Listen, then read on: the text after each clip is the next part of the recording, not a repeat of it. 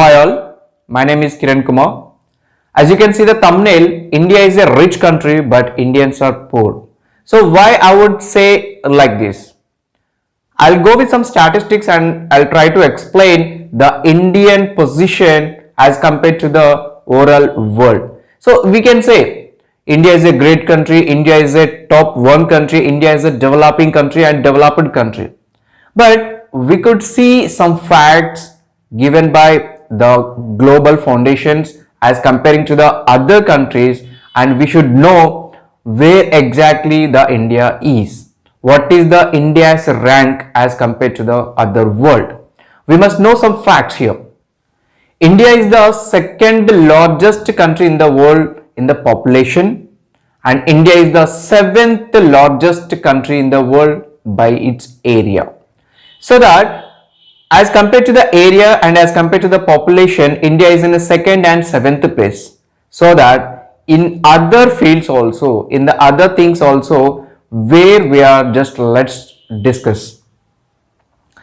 First, agriculture.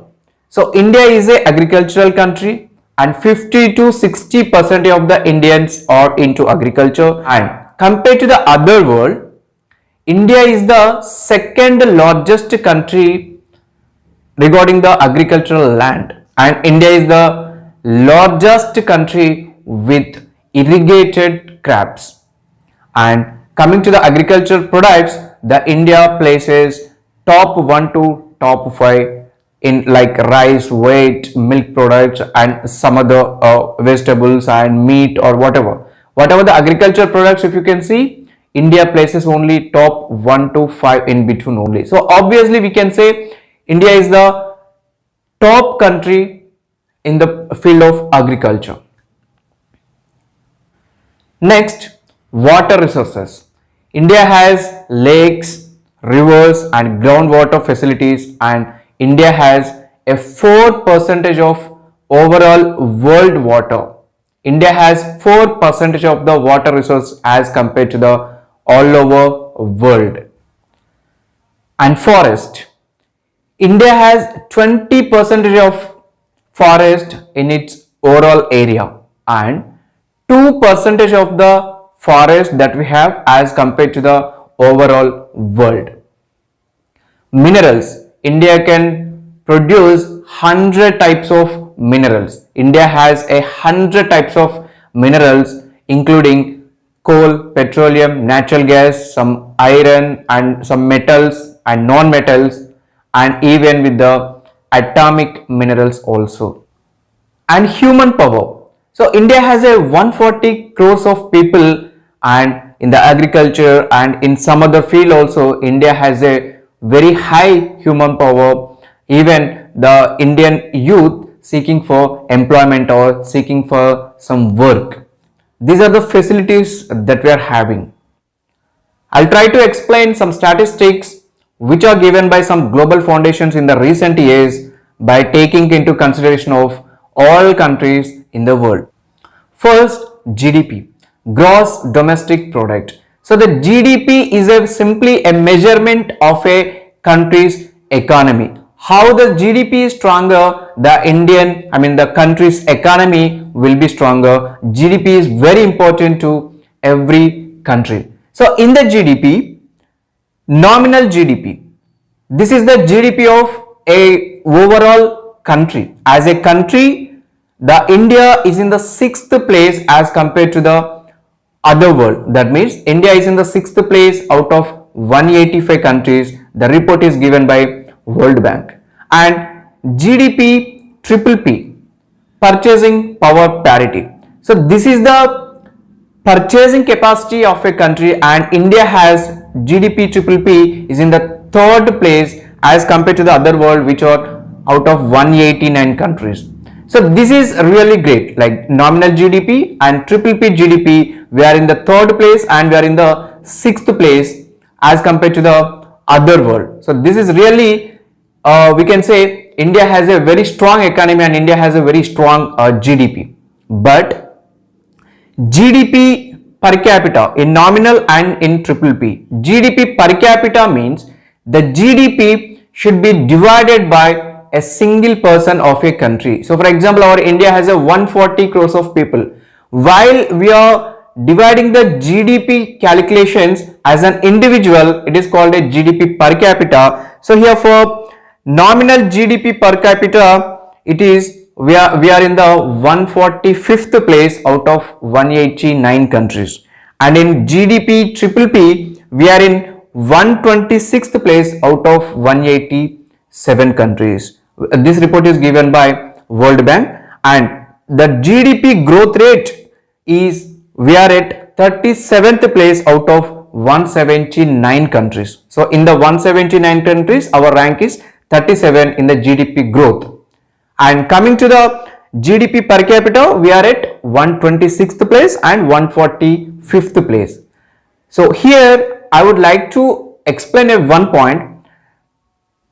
As a country, our GDP is stronger. We are at 3rd place and we are at a 6th place. But as a GDP per capita, while the GDP is distributing to the all over population of India, we are at 126th and 145th place. So that is the reason I can say India is rich, but Indians are poor. So India is a rich country. India has a strong GDP power, but while we are distributing it to while we are calculating it to a single person, I mean a single Indian, the GDP per capita is very less, and we are at some very least distance. And gold reserves, in the gold reserves we are at 9th position out of 18 countries. Normally gold reserves are the real economy of a country as compared to the other world. See, sometimes currency may be fall down, currency may be going up, but the gold reserves are still constant. And foreign exchange reserves, even in the foreign exchange reserves also we are at 4th position out of 193 countries. So here the foreign exchange reserves also, while we are doing some trade with the other countries, the investments from the other countries to India, these are all comes under foreign exchange reserves. Here we are at 4th position. So these are all very good.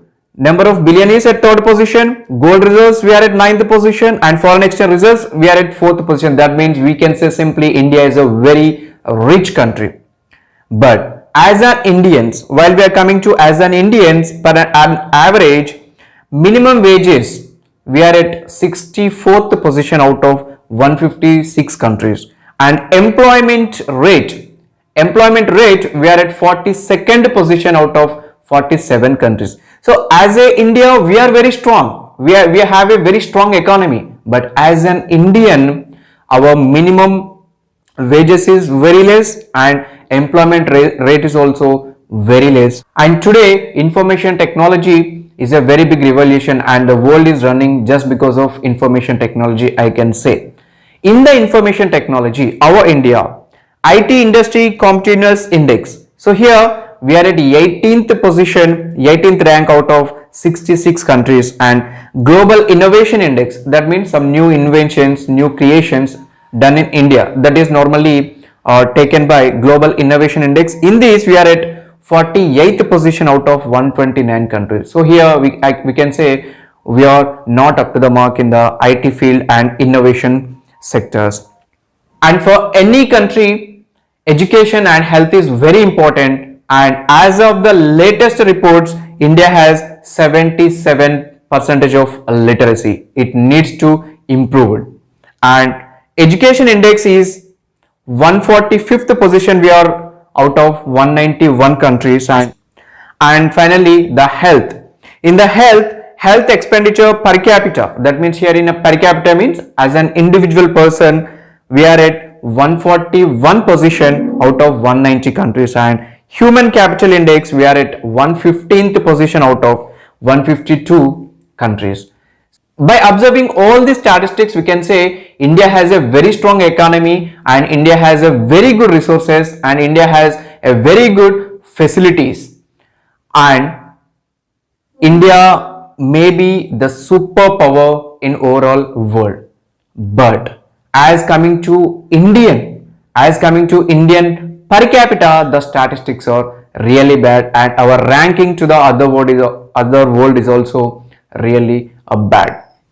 With these statistics, can we say India is a developed country?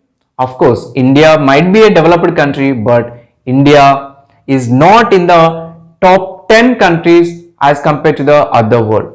We have all the facilities, we have all the resources, we have that potentiality, but still we are, as compared to the other world, we are somewhere in the bottom. We should go to the top level. What we should do? In this 75 years of independence, we have not reached that saturation point of development in India. So what we have to do as an Indians, what we have to do as an India, what we have to do as a government, what the government has to do, and the government functionalities or the systems, what are the changes we need to do. I'll come up with 8 steps. I have a 8 steps and I have a 8 steps formula to change the country and to update this India and to reach that saturation point of development in India. In my next videos, I'll come up with the 8 points of steps to get the saturation point of development in India. Just please keep watching my videos. Thank you.